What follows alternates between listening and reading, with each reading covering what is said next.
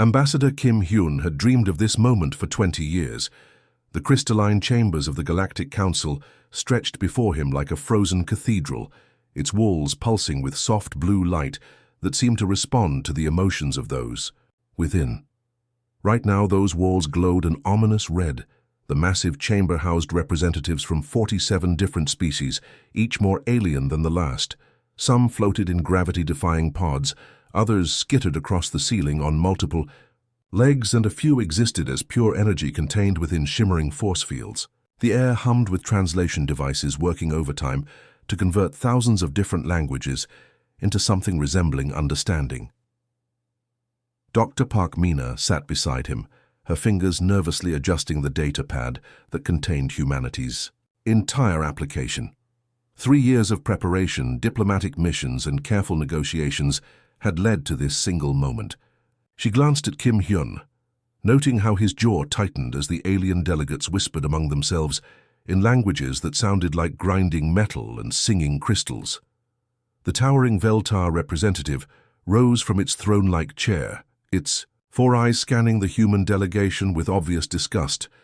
Standing nearly 3 meters tall, its chitinous armor gleamed under the chamber's strange light. When it spoke, its voice boomed through translation speakers with the authority of ancient power. Species designation human, it began, each word dripping with condescension. Your application for membership in the Galactic Council has been reviewed by this assembly.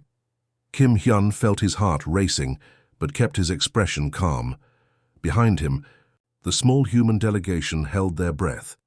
Captain Lee Dong stood at attention in his dress uniform, while Engineer Yoon Soo clutched the technical specifications that proved humanity's achievements in space travel and energy production.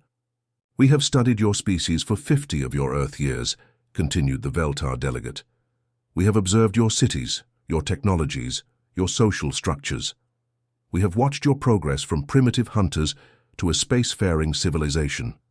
Doctor, Park Mina leaned forward slightly. This sounded promising. However, the alien's voice turned cold.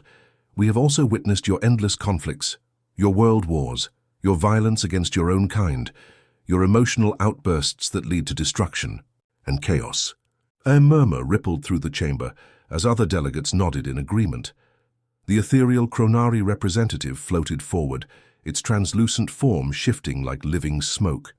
When it spoke, its voice was like wind chimes in a gentle breeze. Young species often show promise, it said, but humans display concerning patterns. Too much passion, too much anger, too much unpredictability. Kim Hyun rose slowly, his diplomatic training taking over despite the crushing disappointment building in his chest. Honored delegates, we respectfully acknowledge our past mistakes, but surely you can see that humanity has grown beyond its violent origins. He gestured to the holographic display that materialized above his head, showing Earth in all its blue and green glory. We have unified our homeworld under a single peaceful government. Our last war ended 60 years ago. We have eliminated poverty, disease, and hunger through cooperation and technology. The images shifted to show gleaming cities powered by fusion, reactors, massive space elevators reaching toward the stars, and the first human colony ships departing for distant worlds. We have achieved faster-than-light travel not through conquest or theft, but through scientific collaboration and peaceful exploration. A slug-like creature from the moisture worlds gurgled something that translated as skeptical laughter. Pretty pictures, it said through its translator, but we have seen your entertainment. Your movies celebrate war. Your games simulate violence. Your sports involve combat. Dr. Park Mina stood up, her scientist's mind racing. Those are expressions of controlled aggression, channeled into harmless outlets. Every species has survival instincts. We have simply learned to direct ours constructively. The chamber erupted in a cacophony of alien voices. Some creatures hissed, others clicked mandibles together, and a few energy beings pulsed in angry colors. The Veltar delegate raised one of its 4 arms for silence. The decision has been made, it announced. The application of species designation human is hereby denied. Your kind's propensity for violence and emotional instability makes you unsuitable for council membership. Kim Hyun felt the words hit him like physical blows. 20 years of preparation, hopes and dreams crumbled in an instant, but he kept his voice steady as he responded. We came here in peace, offering our knowledge and friendship. We have technologies that could benefit all council members. Our medical advances could save millions of lives across the galaxy. Irrelevant, the Veltar replied coldly.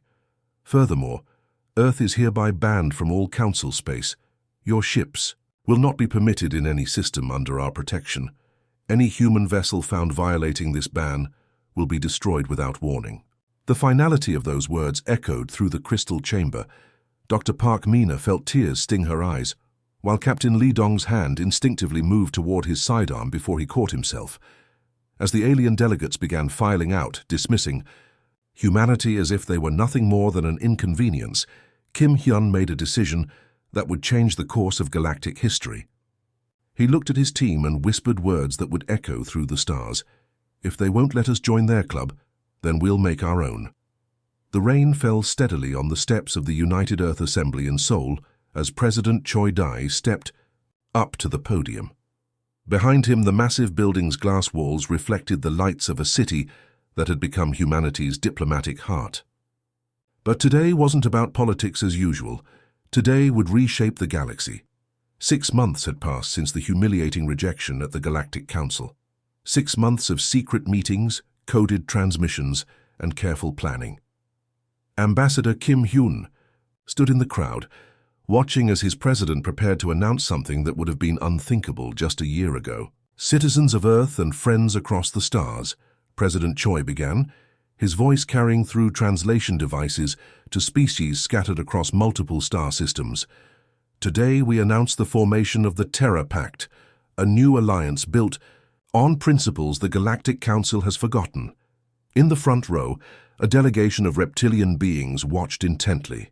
The HFY had arrived 3 days earlier in ships that looked like living creatures, their hulls covered in what appeared to be scales but was actually advanced bio-armor. Their leader, Commander Sethra, stood nearly 2 meters tall with emerald scales that shifted color based on her emotions. Right now, those scales showed cautious hope. The HFY had good reason to be interested. For over 2 centuries, Galactic Council members had strip-mined their worlds, taking rare minerals while giving almost nothing in return.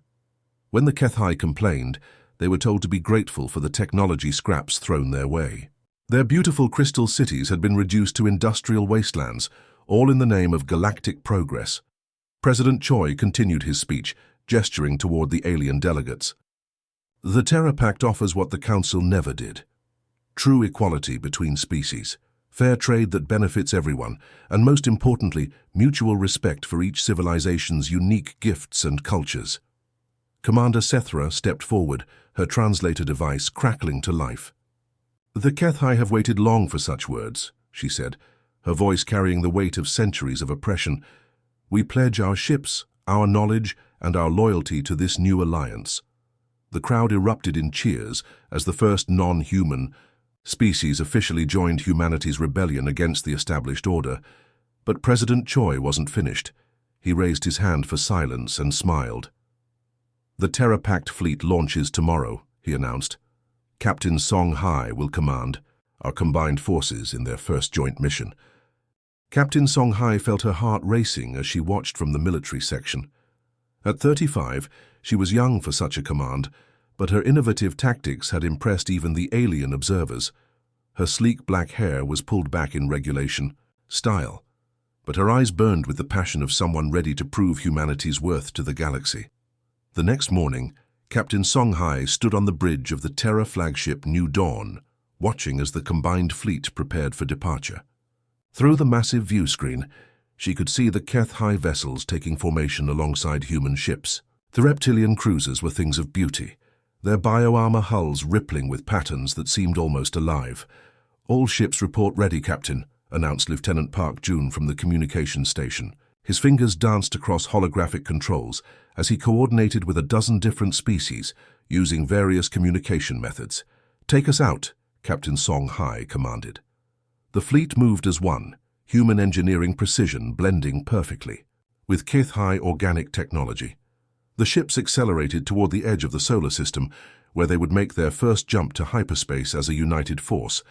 But they weren't alone in their journey.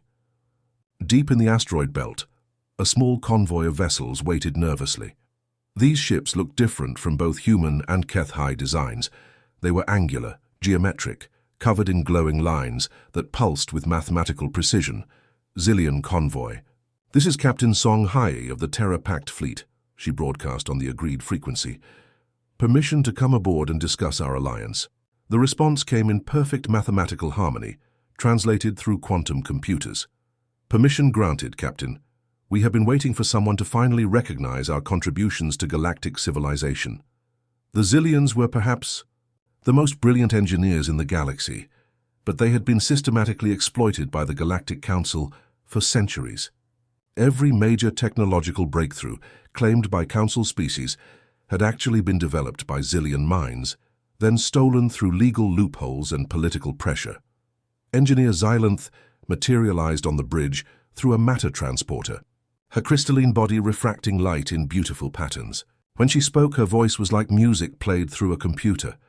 "For 300 years we have watched Council species take credit for our innovations," she said, her form flickering with what seemed like suppressed anger. Faster than light. Communication, quantum computing, matter replication, all Zillion inventions claimed by others. Captain Song Hai nodded respectfully. "The Terra Pact promises full recognition for all contributions.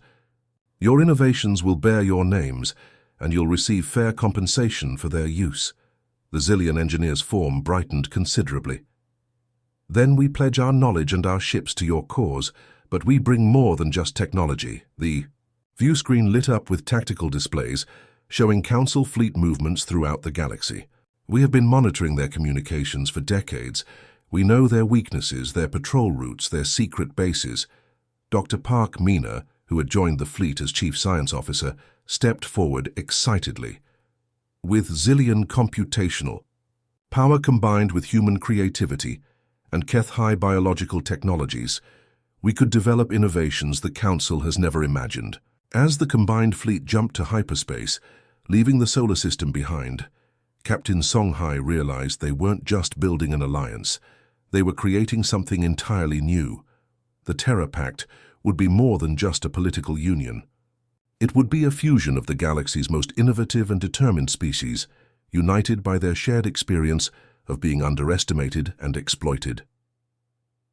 The Galactic Council had made a crucial error. In rejecting humanity, they had created the catalyst for their own downfall. And as more oppressed species learned about the Terra Pact's principles of equality and respect, the rebellion would only grow stronger.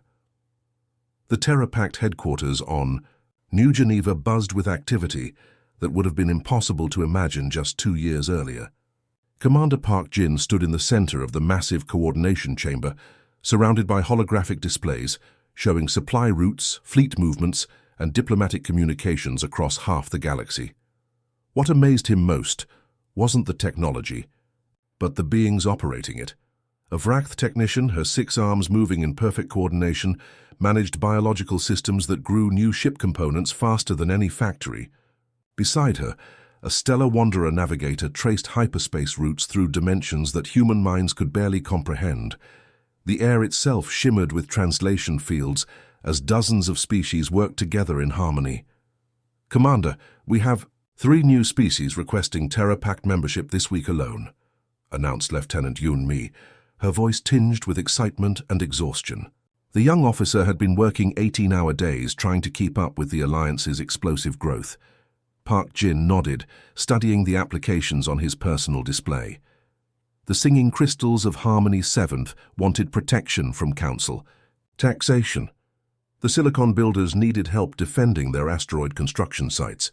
Even some energy beings from the Void Nebula were asking about joining, though nobody was quite sure how to give citizenship to creatures made of living lightning.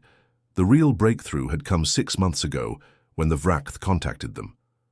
The insectoid species looked terrifying at first glance, standing 3 meters tall with razor-sharp claws and compound eyes that could see in 17 different spectrums.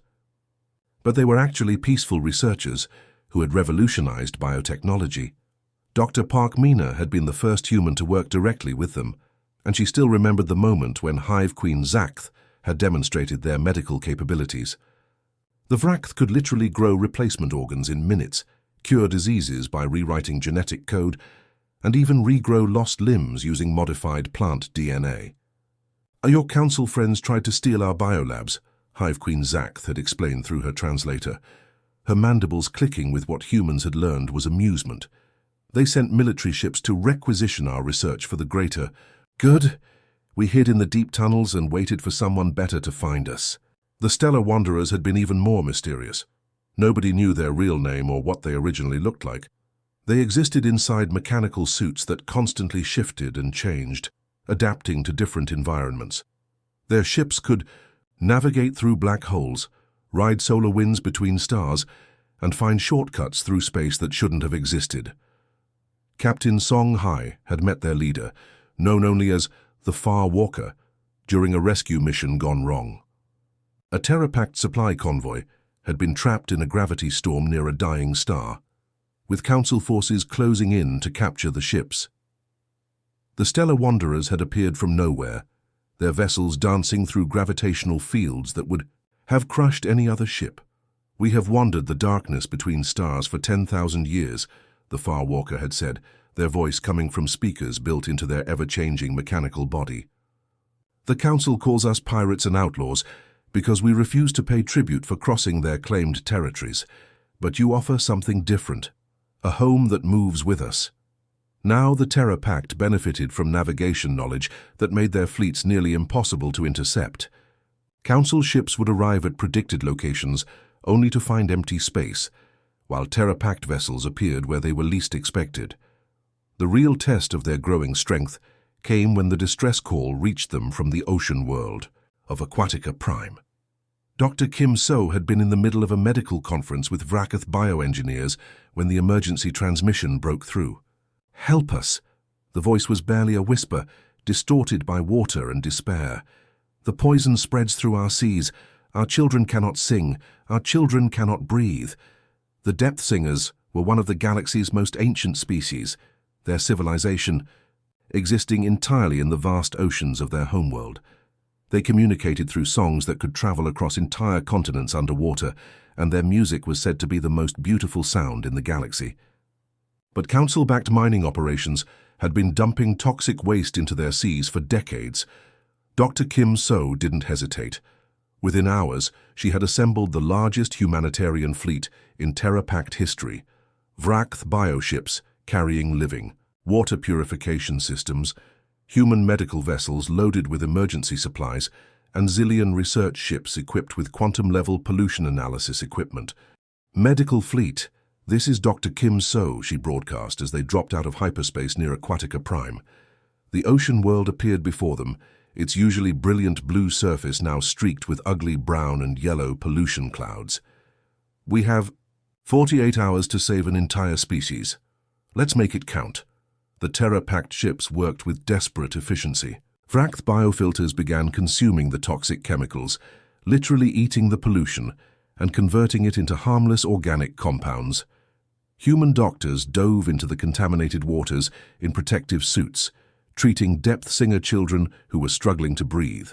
Zillion computers calculated exactly which chemicals were causing the most damage, allowing the biofilters to target them first. But they weren't working unopposed. 3 Council enforcement ships appeared on the edge of the system, demanding that the Terror Pact fleet withdraw immediately. "This is a lawful mining operation under Council authority," the lead ship transmitted. "You are interfering with legitimate business interests." Captain Song Hai, commanding the military escort, responded with ice in her voice. "This is a humanitarian mission. Any interference will be considered an act of war." The Council ships hesitated. They had expected to intimidate a small medical convoy, not face a full Terror Pact battle group supported by Stellar Wanderer navigators and Keth High bio-cruisers. After 6 tense hours, the Council forces withdrew. The mining operations shut down permanently, and the Depth Singer's ocean began to clear. Within days, the first tentative songs echoed through the healing seas. "This is what real civilization looks like," Dr. Kim So reported to the Terra Assembly, her voice carrying across dozens of worlds. We protect those who cannot protect themselves. We heal instead of harm. We build instead of destroy. The rescue of Aquatica Prime sent shockwaves throughout the galaxy. Suddenly, oppressed species everywhere realized there was an alternative to Council rule. Trade applications flooded in from worlds that had been economically strangled by Council regulations. Revolutionary ideas like intellectual property protection and fair resource sharing spread like wildfire among civilizations that had never imagined such concepts were possible. Commander Park Jin looked around the coordination chamber, watching. Species that had been enemies for millennia working side by side.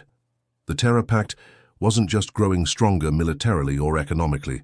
It was proving that the galaxy could be better than it had ever been before. The warning came at 0300 hours, jolting Admiral Li Jun from his sleep aboard the Terra flagship Harmony's Edge. Emergency klaxons echoed through the corridors as crew members rushed to their battle stations. Through his cabin's viewport, he could see the massive gas giant Titan Prime looming in the distance, its rings glittering like scattered diamonds against the star field. "Admiral, to the bridge immediately," crackled the intercom. "We have a situation." Li Jun threw on his uniform and sprinted through corridors filled with humans, Kethai, Vrakth, and a dozen other species, all working together in controlled chaos. The Terra Pact had grown beyond anyone's wildest dreams, but he knew this day would come eventually. The Galactic Council wouldn't tolerate their success forever. The bridge buzzed with tension when he arrived. Lieutenant Seo Min stood, hunched over her tactical display, her face pale with concentration. Surrounding her, alien crew members operated systems that blended multiple technologies into something entirely new. "Report," Li Jun commanded, settling into his captain's chair. Long-range sensors detect massive fleet movement in the Zephyr. "Sector," Seo Min announced, her fingers dancing across holographic controls. "Council Iron Fleet, sir. 200 ships, including their flagship dreadnoughts." The main view screen lit up with tactical data. Red dots representing enemy vessels moved in perfect formation toward Terra Pact space. At the center of the fleet, 3 massive ships dwarfed everything around them. Each Iron Fleet dreadnought was over 2 kilometers long, bristling with weapons that could crack planets. "How long until they reach our territory?" Li Jun asked. 18 hours at current speed," replied Navigator Zixtal, a stellar wanderer whose mechanical suit hummed. "With calculations? They're taking the direct route through Titan's Gate. No subtlety, no deception, pure intimidation." The communication console crackled to life with an incoming transmission. The bridge fell silent as the image of Council Fleet Admiral Torvex filled the screen. The ancient Veltar looked even more imposing than usual, his 4 eyes blazing with righteous fury. "Attention, Terra Pact rebels," his voice boomed through the translation systems. "I am Admiral Torvex of the Iron Fleet. You have 48 hours to surrender unconditionally and dissolve your illegal confederation. Any resistance will result in the complete annihilation of your forces and the occupation of all Terra Pact worlds." Li Jun stood slowly, his jaw set with determination. "Admiral Torvex, this is Admiral Li Jun of the Terra Pact Defense Force. Our alliance exists by the free choice of sovereign species. We will not surrender to threats or intimidation."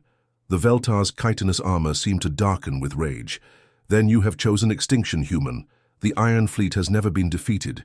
Your pathetic alliance will be crushed like insects beneath our might." The transmission cut off, leaving the bridge in tense silence.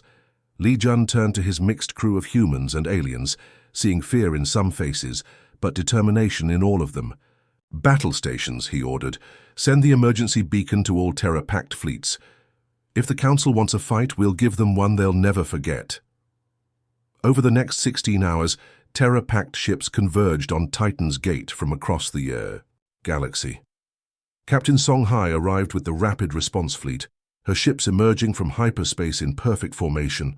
The Kethai biocruisers came next, their living hulls pulsing with eager energy. Vrakth hive ships dropped out of jump space, trailing clouds of defensive organisms, while Zillion vessels materialized with their quantum-shielded hulls flickering in and out of visible spectrum. Lieutenant Seo Min worked frantically at her tactical station, coordinating with alien commanders whose fighting styles were completely different from human doctrine. "Sir, we have 67 ships ready for battle. The Council fleet still outnumbers us 3-1. "Numbers aren't everything," Li Jun replied, studying the enemy formation on his display. "What's their approach pattern?" "Standard Council battle doctrine," Seo Min reported, highlighting the enemy movements. 3-tier formation with dreadnoughts at the center, cruisers forming protective screens, and fighters deployed in geometric patterns. They're using the same tactics they've used for 1,000 years. "No innovation, no adaptation," mused Li Jun. "They've grown lazy from centuries of easy victories against inferior forces." The Battle of Titan's Gate began at 1347 hours, when the first Council ships emerged from hyperspace near the gas giant's outer rings. Admiral Torvex had positioned his fleet exactly as predicted, with overwhelming firepower concentrated in a single unstoppable formation. "All ships, this is Admiral Li Jun," he broadcast to the Terra-packed fleet. "Remember your training, trust your allies, show them what real cooperation looks like." The Council attack came like a thunderstorm, massive, energy beams lancing across space toward the Terra-packed formation. But instead of meeting them head-on, the Allied fleet scattered in a dozen directions, using tactics no Council computer had ever calculated. Stellar Wanderer ships danced between the gas giant's rings, their navigation systems finding paths through gravitational fields that should have been impossible. HFY biocruisers released clouds of living armor that absorbed enemy fire, and then exploded outward in spectacular bursts of organic shrapnel. Captain Song Hai led her squadron in a daring flanking maneuver using Titan Prime's gravity well to slingshot around the planet at impossible speeds. "Human squadron, engage pattern Delta 7, she commanded, her ships weaving through space in formations that confused Council targeting systems. The real surprise came when Vrakth hive ships released their secret weapons. Instead of conventional missiles or energy beams, they launched swarms of biomechanical organisms that attached themselves to Council vessels like living parasites.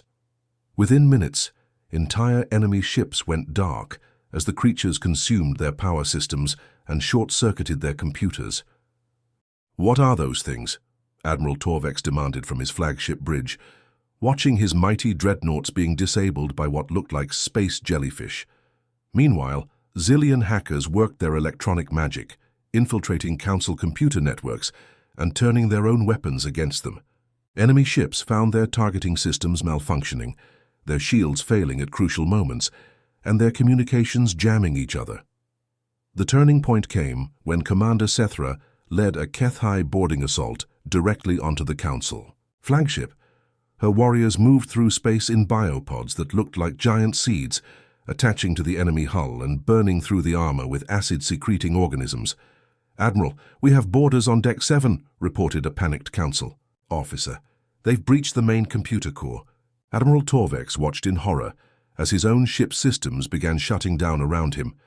The lights flickered, artificial gravity fluctuated, and weapon systems went offline one by one. "Impossible," he whispered. "The Iron Fleet cannot be defeated."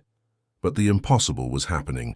Terra-packed forces, using combined tactics that no single species could have developed alone, were systematically dismantling the most powerful military force in the galaxy. Human creativity, alien technology, and cooperative strategy had created something entirely new in galactic warfare. Within 6 hours, the legendary Iron Fleet was in full retreat, leaving behind dozens of disabled ships and thousands of demoralized crew members. The news spread across the galaxy at light speed, carried by quantum communicators and hyperspace relay networks. The Galactic Council's aura of invincibility had been shattered forever. More importantly, every oppressed species in the galaxy now knew that resistance was not only possible, but successful. Standing on his bridge, surrounded by the cheers of his mixed crew, Admiral Li Jun smiled grimly. The real war was just beginning, but they had proven something important. Unity was stronger than tyranny, and cooperation could overcome any challenge. Ambassador Kim Hyun's footsteps echoed through the crystalline corridors of Zephyria, But the sound was different now. Where once these halls had hummed with the arrogant power of the Galactic Council, now they rang with the quiet dignity of remembrance. The walls, which had glowed angry red during humanity's rejection 5 years ago, now pulsed with soft, respectful blues and greens. He paused before a massive memorial wall where the names of oppressed species scrolled endlessly in hundreds of different languages and symbol systems. The Depth Singer's flowing script mixed with Keith-High claw marks and Vracath pheromone patterns. Each name represented a civilization that had suffered under council rule, their contributions stolen, their voices silenced. "Hard to believe it's only been 5 years," said Dr. Park Mina, joining him at the memorial.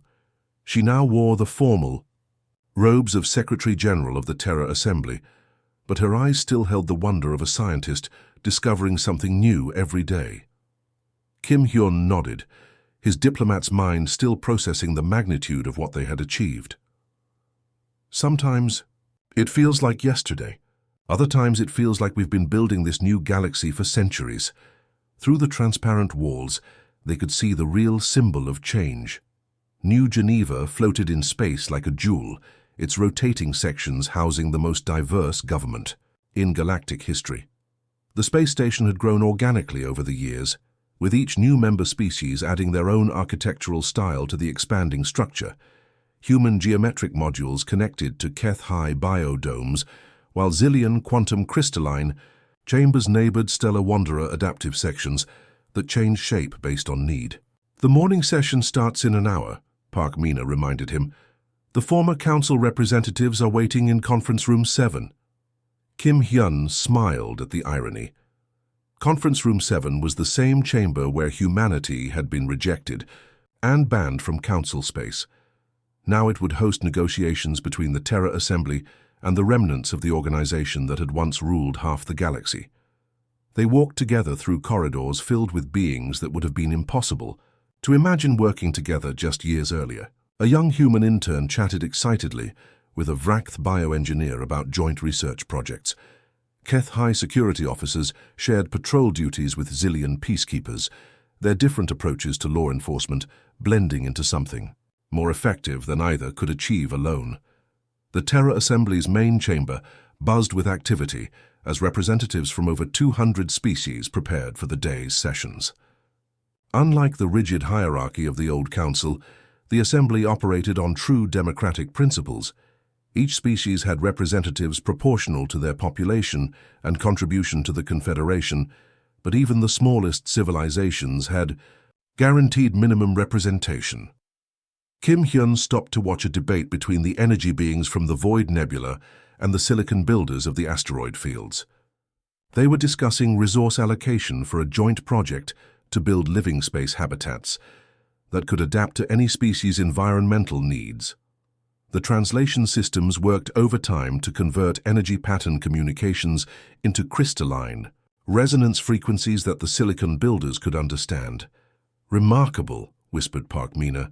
5 years ago, most of these species had never even heard of each other. Now they're debating the finer points of multi-species environmental engineering. A soft chime indicated it was time for the morning's most important meeting.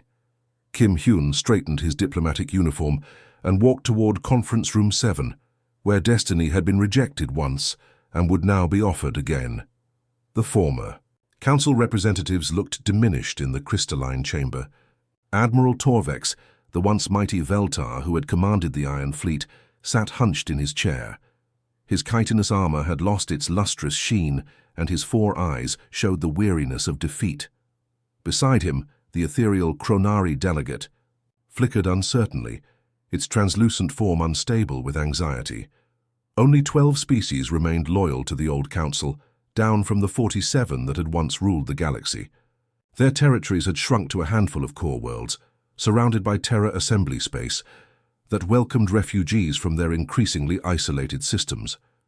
Ambassador Kim Hyun, Admiral Torvex's voice, had lost its commanding boom, now sounding more like a tired old soldier than a galactic enforcer. We have come to discuss terms." Kim Hyun took his seat across from them, the same chair he had occupied during humanity's humiliation. But there was no triumph in his voice, only the calm professionalism of a diplomat who had seen both sides of power. "There are no terms to discuss," he said quietly. "We offer you the same choice we've given everyone else. Join us as equals, with full representation and rights, or remain isolated in your shrinking territories." The Chronari delegates' form shimmered with what their species expressed as confusion. "But surely there must be consequences for our past actions. Reparations? Punishments?" Park Mina leaned forward slightly. "The Terra Assembly believes in rehabilitation, not revenge. Your species have knowledge and experience that could benefit everyone. The question is whether you're willing to share that knowledge as partners rather than trying to hoard it as rulers." Admiral Torvex's mandibles clicked with what Kim Hyun had learned was Veltar embarrassment. "Our military expertise could help defend against threats from beyond the galaxy." "Exactly," Kim Hyun replied. "Your tactical knowledge combined with Terra Assembly cooperation and innovation could create defensive capabilities beyond anything either of us could achieve alone. Through the chamber's transparent walls, they could see Terra Assembly ships moving through space in perfect coordination. Human vessels worked alongside Keth-High biocruisers and Vraketh hive ships, their different technologies creating a harmony that no single species could have achieved."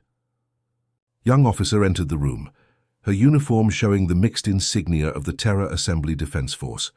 "Ambassador, we have confirmation that the Outer Rim colonies have voted to join the Assembly. That brings our total membership to 212 species." The former council representatives exchanged glances. They had started with 47 species ruling over hundreds of others. Now the Terra Assembly had freely attracted more members than the council had ever controlled through force. "How do you do it?" asked the Chronari delegate, its form stabilizing as curiosity overcame anxiety. "How do you make so many different species work together?" Kim Hyun smiled, remembering his own species' journey from rejected outcasts to galactic leaders. "We listen instead of commanding. We share instead of hoarding. We protect the weak instead of exploiting them. And most importantly, we remember that diversity makes us stronger, not weaker."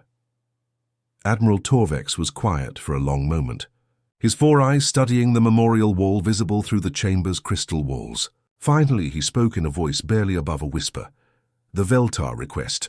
We formally request membership in the Terra Assembly."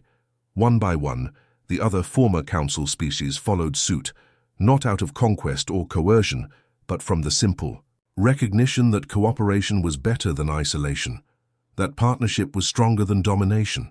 As Kim Hyun watched the remnants of humanity's former oppressors sign their membership agreements, he thought about the journey that had brought them here.